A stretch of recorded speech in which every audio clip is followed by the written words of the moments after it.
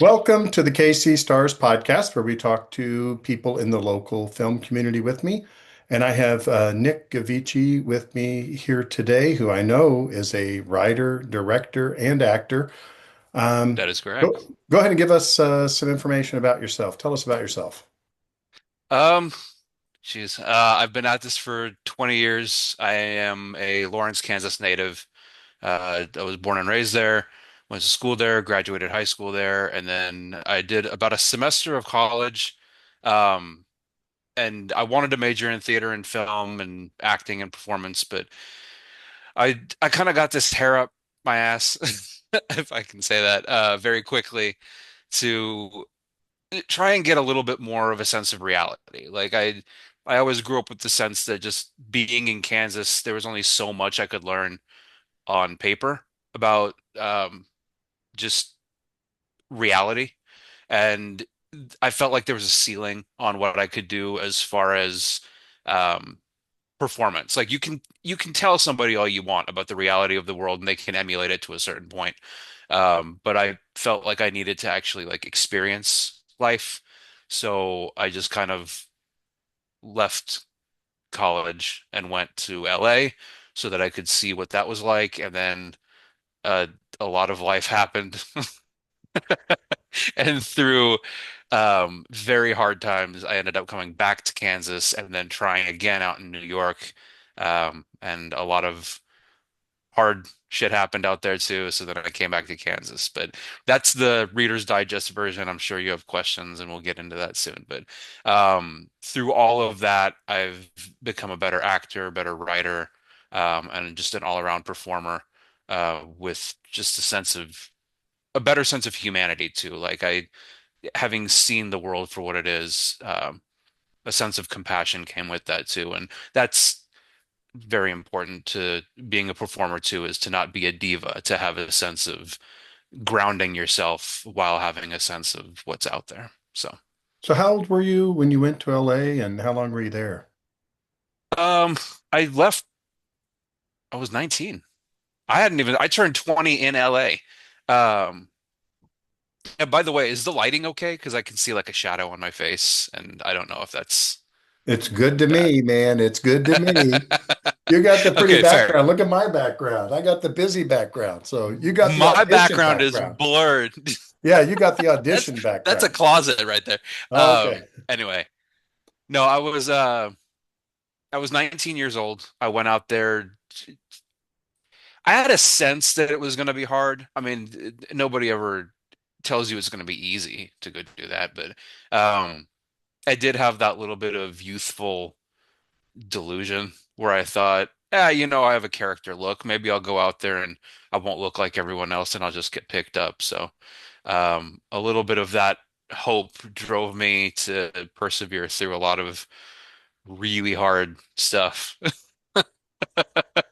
But again, it was also being that young and having no sense of how bad things could get that kept me going. So Did you get in any I'd never do projects it or again. advertisements there? Did you get in any projects or advertisements?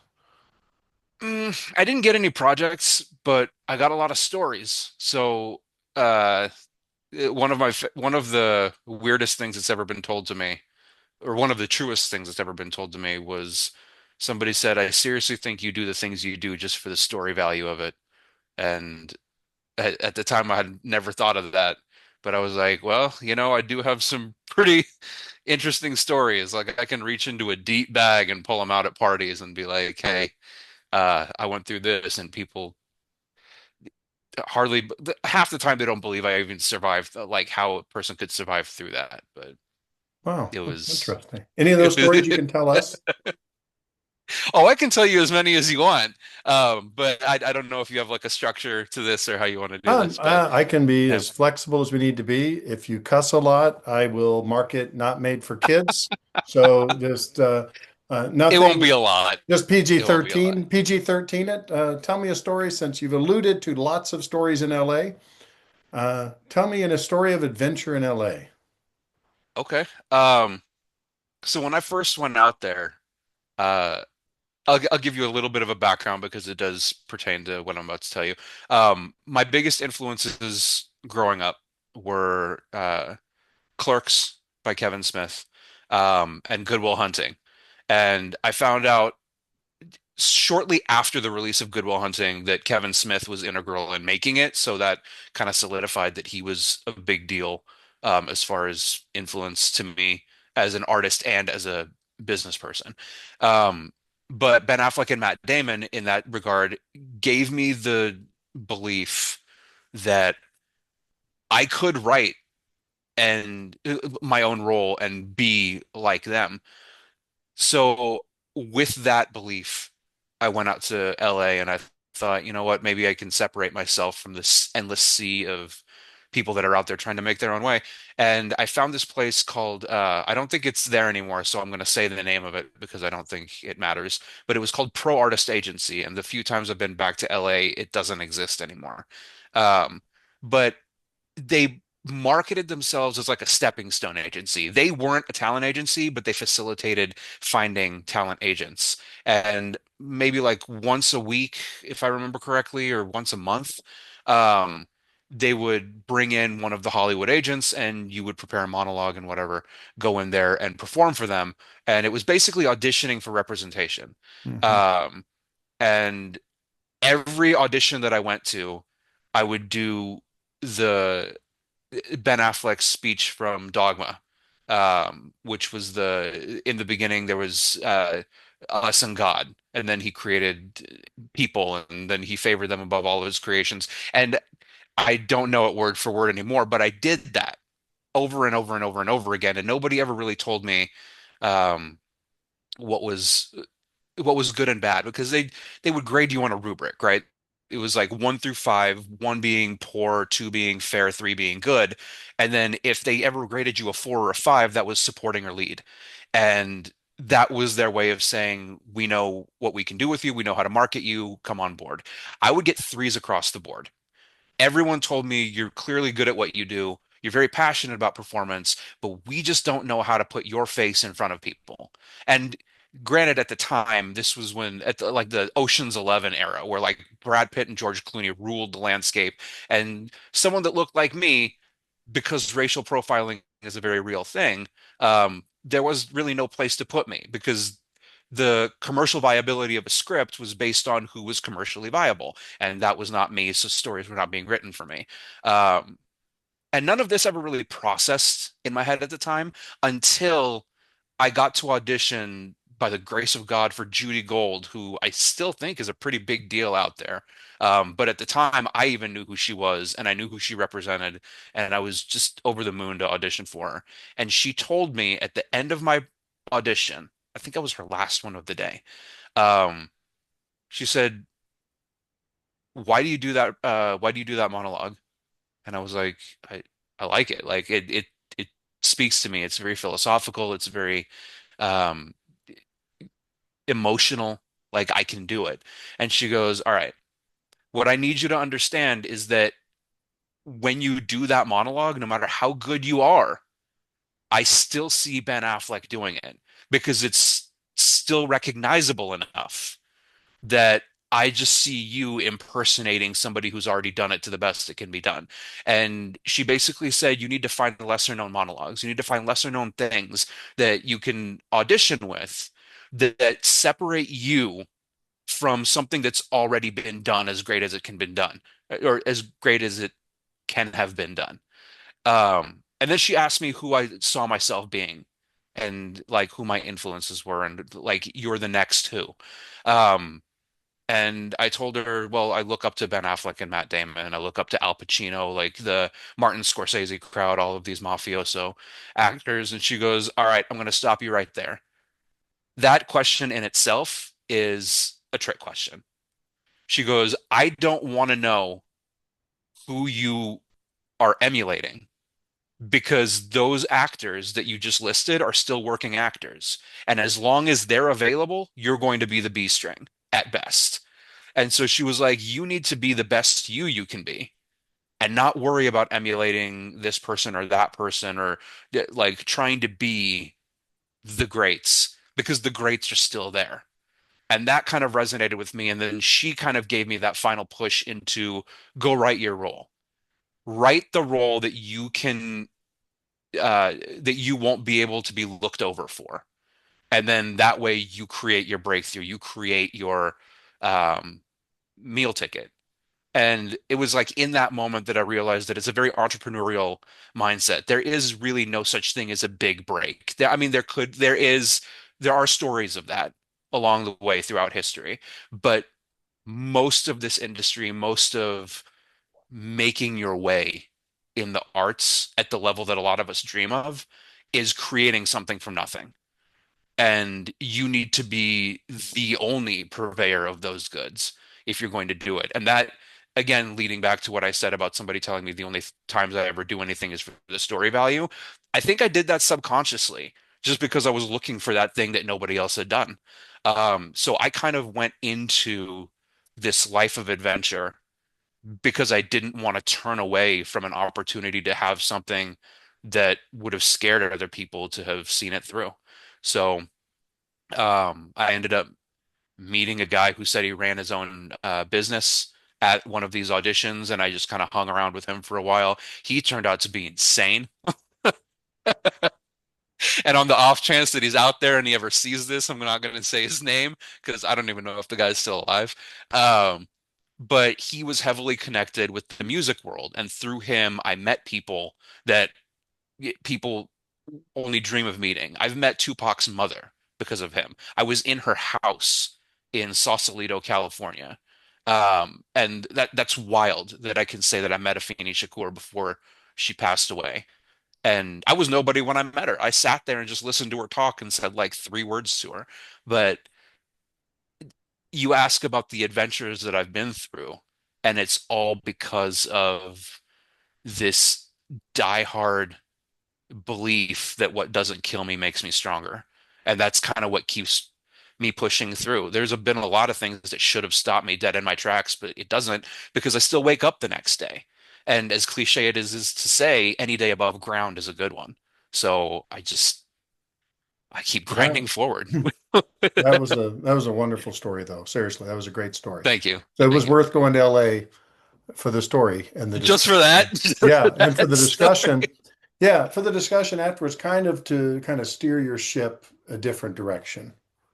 Right, right, right. Sometimes, like I said, I always think sometimes it's good, do what you want to do, but it's also good if someone's maybe a little mentoring towards you to take the advice.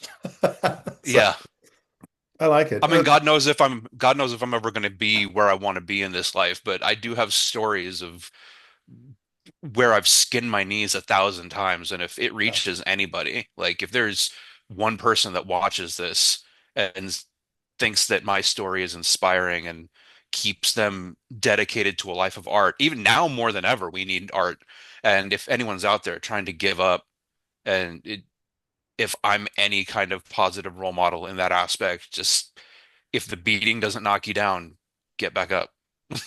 You Yeah, can keep going and find your luck at some point. and you're from very, very far away, Lawrence, Kansas. No, I live in Grandview, Missouri, and it's 45 minutes for me. So you are like, and you would hit the Kansas City area in 20 minutes or whatever, probably. Yeah. So, like, tell me about your projects in Kansas City that you've been in. Um, it again, it's really hard because Kansas City is a commercial market as far as the agencies that are out there. Most of the work is commercial print modeling, all that stuff. And they'll even say that to you. Like Sure. film work is few and far between, and unless you're the one creating it. Um, so my work with the Kansas City market has been scarce. Um, that you're speaking to people who grew up in the Bible Belt, you're speaking to people who are connected uh, racially, philosophically, um, sociologically. Kansas City's the Bible Belt? Well, it's like the Kansas, Missouri, like we're red states, and I don't. My experience I mean, it may just be personal to me, but I don't feel like I am the look that appeals to the commercial market out here. Kansas City in itself is a lot more ethnically diverse. And so if there is Kansas City work, I've been able to find some there. But I know that there are working actors that were with agencies that I've been with that have been sent off to projects in the middle of Kansas, middle of Missouri, like a Gotcha. lot more Gotcha. rural Yeah. areas. But my reach as far as work would always be pretty Kansas City local, doing like educational videos and uh, Yeah. like I commercials mean, for a bank here and there. Saying the commercial viability of a project, the writer who writes it is going to have something in mind, and the casting director is going to understand the philosophy of how they can sell your look. It's never I don't ever want to say it's one person's fault. It's not the casting director's fault for always going to the same formulaic look for a certain thing, because that's just how it's always been. Certain looks appeal psychologically to the long-running history of how society has been shaped. Now, we could get into a whole conversation about systemic racism and whatever, but I don't want to do that. I don't want to make this any heavier than it needs to be. But because of how races have been shaped and made out to look, it makes the job of a casting director and a writer like a lot harder.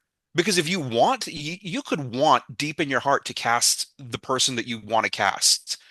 But if you're talking about commercial viability and the level of projects that are like up here with lots of money, the producers have a say in that. The person financing it says psychologically, this person makes more sense to more people than this person does. And and that that's sad. sucks. That's sad. It is. Like I really think it ought to go to the best person for the job, whether it's male, female, or True. regardless of skin tone. I mean, like I agree with you, and I don't. I think you're right. Like I said, I got a friend who said I want to be a scientist someday and not be categorized Right. in this area. And But actually, this circles back pretty nicely.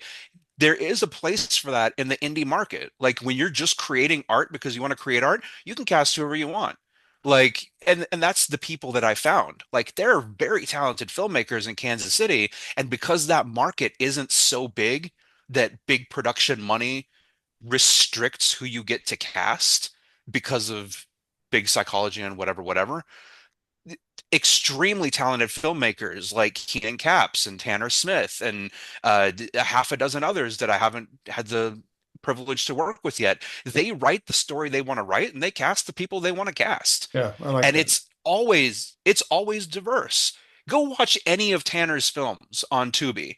You'll see people that you wouldn't have expected to see in certain roles just because they're talented.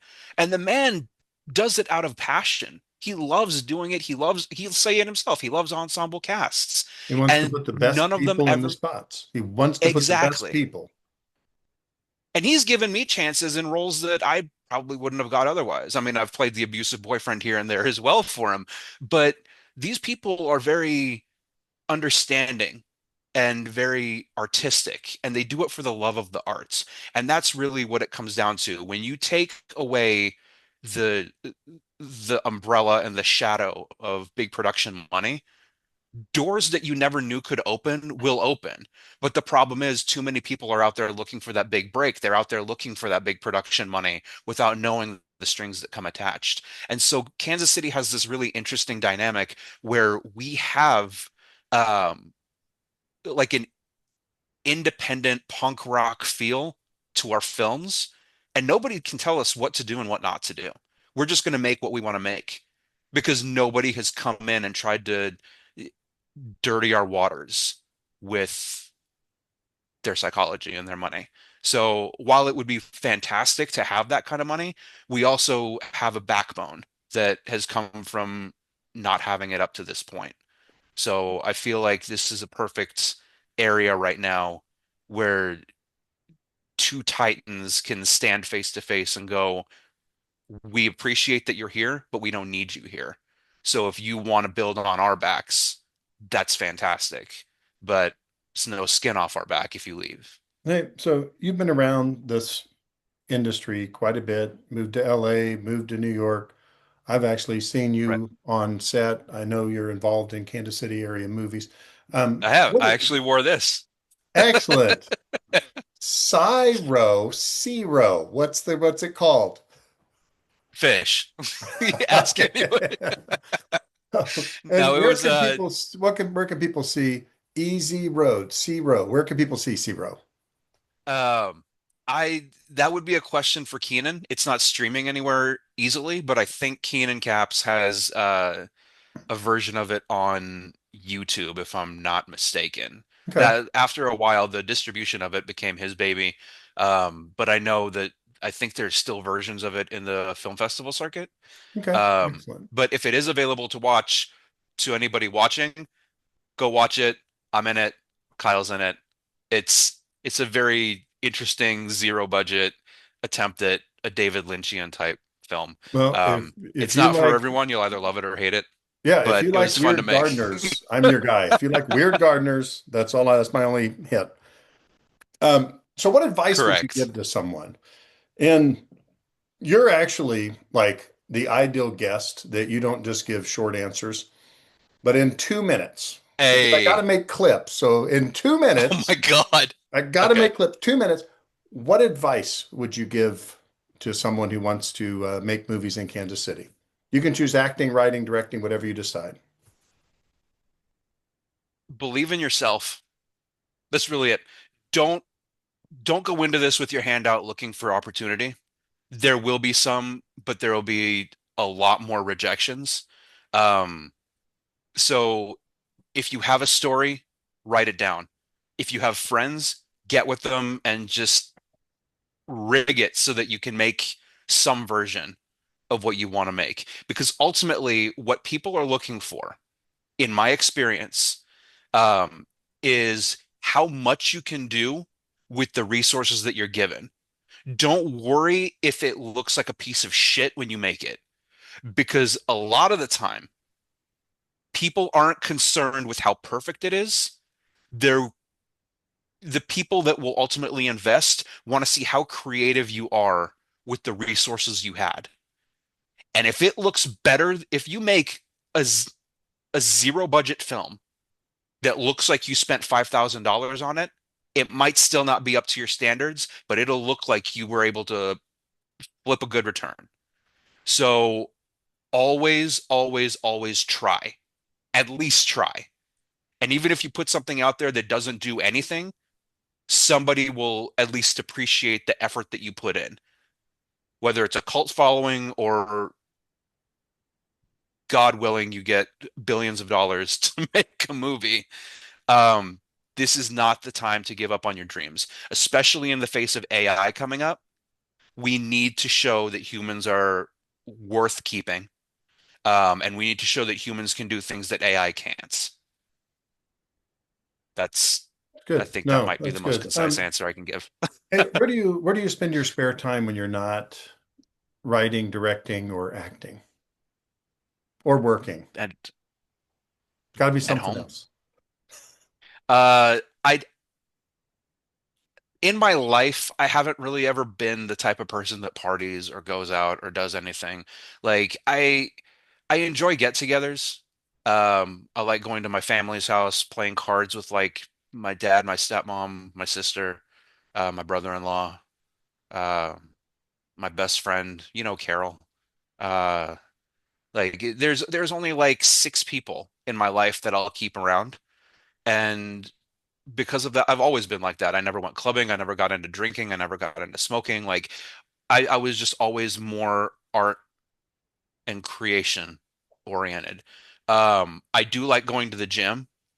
Uh, You've gotten I so do much. like, Hey, this one man to another, you have gotten so much bigger in the time I've known you. thank you. You have And that, you've really taken it serious. yeah, and that a lot of that credit, well, I put in the work, obviously. You can't make somebody lift the weights, but a lot of the scientific and uh the scientific side of it, the understanding of how you get that way, the credit goes to my trainer, Aaron, who was also in Cyro. Yeah, I Um, recognize the name. but I've been with trainers that are jacked and they didn't understand the science the way Aaron does. And Aaron is half my size, but he knows what to tell me to do so that I can maximize whatever it is that I'm trying to do. And again, I do that as an investment in myself because I know what I look like and that psychology of embracing the roles that I would get.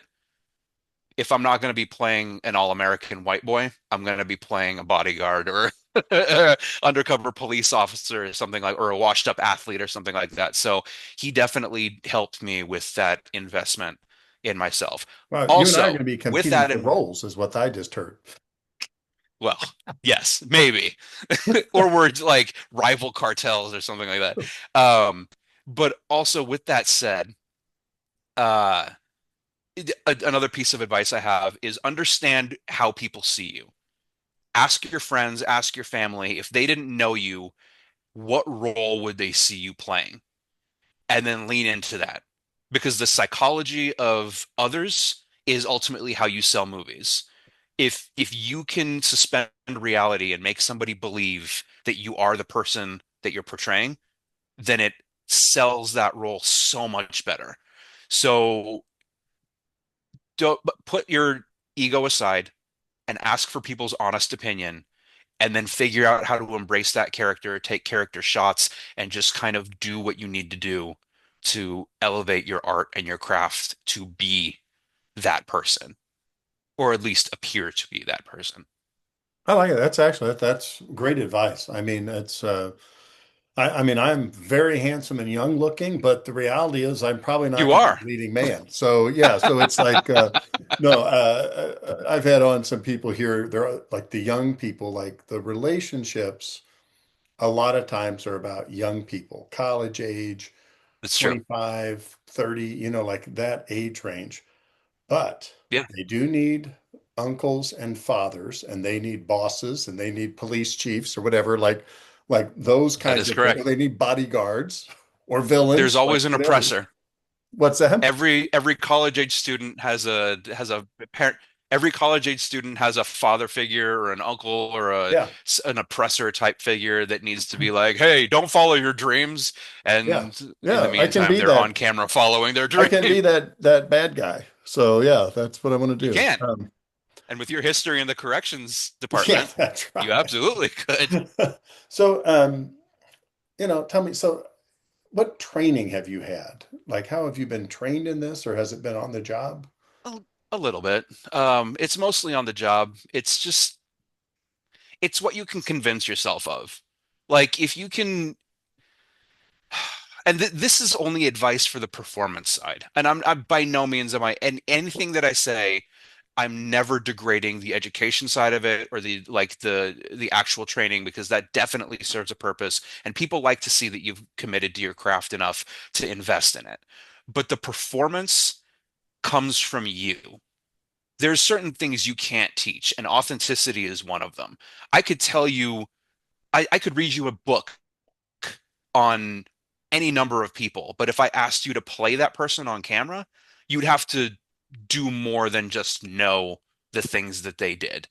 And so you learn a lot of it on the job, and you learn a lot of it just in being in situations you wouldn't normally be in. You have to expand your comfort zone. You have to be in places where I guess if you want to call it continuing education, sometimes you're just going to have to be in a situation that makes you uncomfortable for no money so that you can log that away in your brain to tap into later. At least that's what I do. Like I'm a little more method than most people, and I know that there's a very big risk of ruining your mental health if you invest too much of yourself in situations that aren't going to give you a return. But I I find a joy in learning about the darker sides of life and why how people operate the way that they operate. Because it ultimately, if I'm ever asked to play that role, I can bring a humanity to it. Because nobody wants to see a two-dimensional vaudevillian bad guy anymore. You want those compelling villains that you hate to love.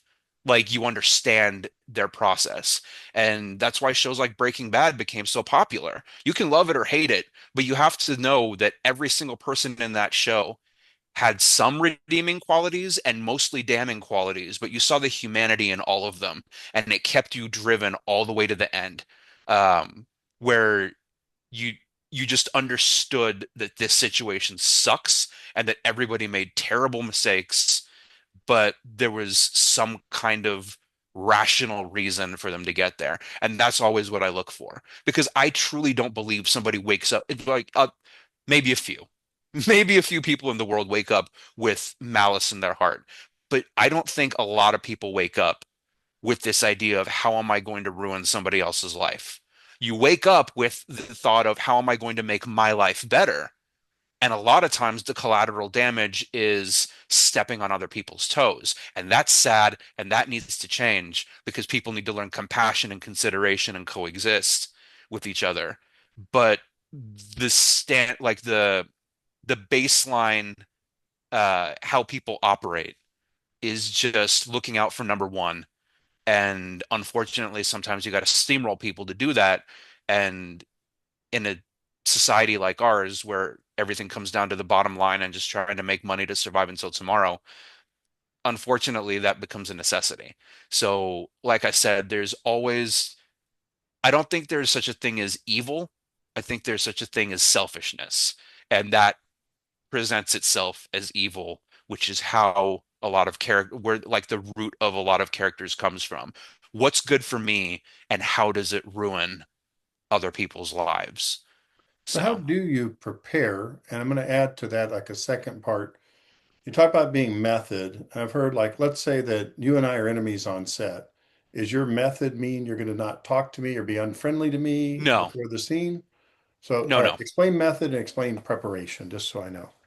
So for me, method means immersing yourself in the role. But like anything else, there is a lot of pre-work and aftercare that needs to come with it. You can't just be a dick and call that method acting because we've seen historically that people like Shelley Duvall get abused on the set of The Shining because and it's behind the veneer of oh this is method acting and we need to treat you like shit and in again another Stanley Kubrick movie or no that's not Stanley Kubrick another Jack Nicholson movie One Flew Over the Cuckoo's Nest everyone's a dick to Louise Fletcher who's playing Nurse Ratched because that's just the dynamic Mhm. but there wasn't a lot of emphasis put on caring for the actor when the cameras were off and it ostracizes people. So there needs to be trust, there needs to be discussions, there needs to be, for lack of a better word, safe words. If there is a point where it stops feeling